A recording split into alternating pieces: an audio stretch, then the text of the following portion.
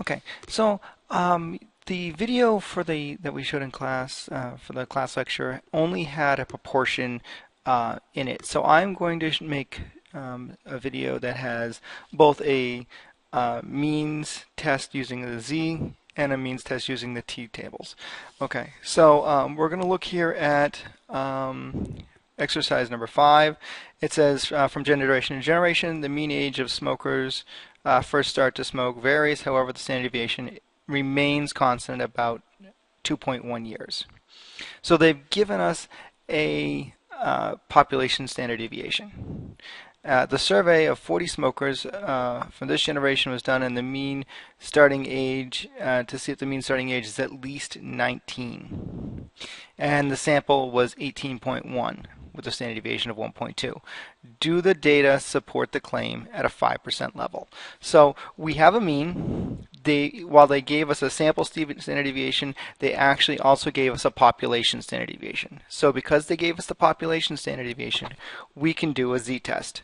Now, this is going to be a one-tailed z-test because we're interested in at least. So that means we have a null hypothesis of 19 is greater than or equal to 19, and the alternative is that it's less than 19.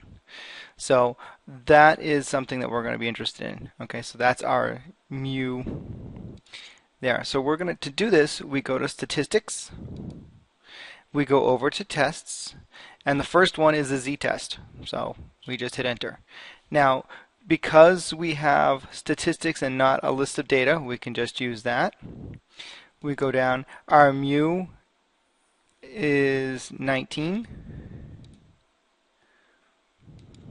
Our standard deviation is 2.1.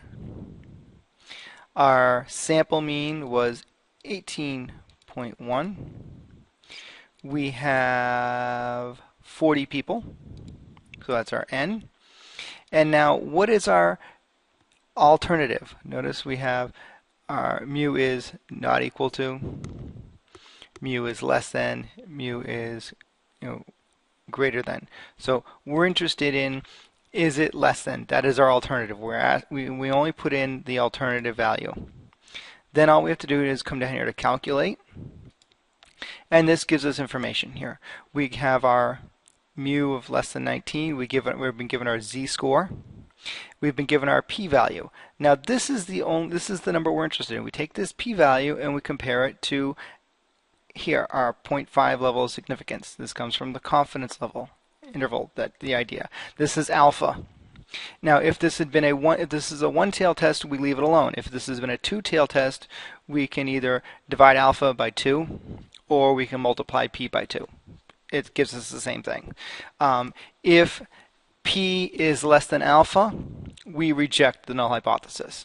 Well, we can see here p is strongly less than this, than 0.05. We have 0.003.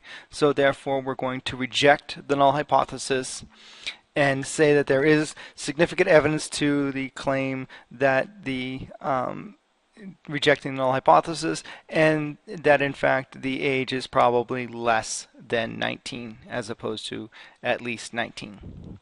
So that's using the Z table. Now I can do the same problem here with the t-test. Let's say that they didn't tell us the standard deviation. Again, I go to statistics and over to tests, and now I'm going to do a t-test. So here I'm still going to use data. I have my mean, my standard deviation, my population mean, my sample mean. Now my sample standard deviation in this case is 1.3. I still have 40 people. I'm still surveying, less than. And if I hit calculate here, now notice I have a p of, now this will throw you here, this 4.3, but we've got to remember, these values have to be less than 1. So that right there tells me I have an e somewhere. And over here at the end, I have e to the negative 5. So that means I have 0.00004. Again, that's a lot less than 5%.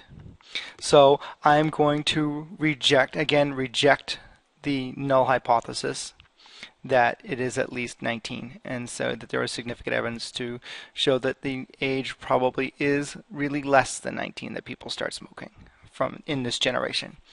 But that was only because and we use the T only if we do not have the population standard deviation. So that's the important key. Do we know the population standard deviation or not? And that's how you do a t-test and a z-test on the calculator. And to check your work, we can do a quick check. We can go to the z intervals.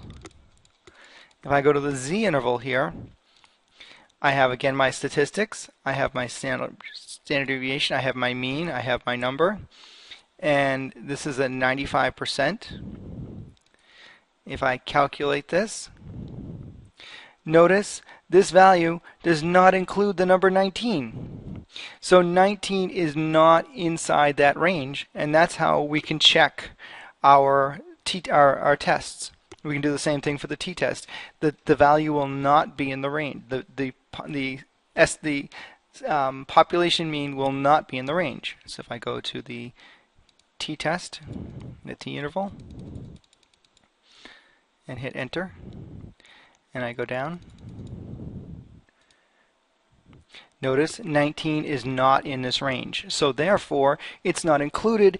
Therefore, that's the reason we reject, because we're saying, well, really the mean is probably somewhere in this range, and the population mean is really somewhere in this range, and not the claimed value that they have. So that's another way to check your tests. So I hope this was helpful, and I will see you in class.